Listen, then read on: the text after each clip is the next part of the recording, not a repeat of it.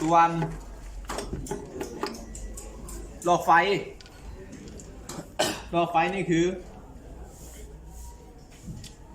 ขั้วของหลอดไฟเวลาเราจับหลอดไฟมาเนาะจับหลอดไฟมาถ้าปักอยู่ปักนี่เนาะปักมันมีอะไรกดอยู่ก็จะมีขา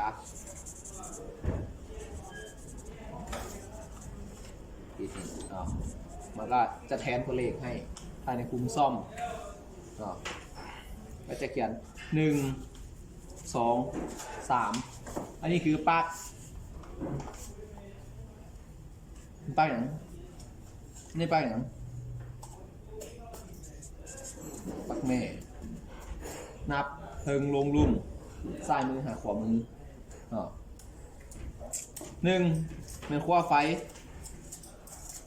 ตาต่ำ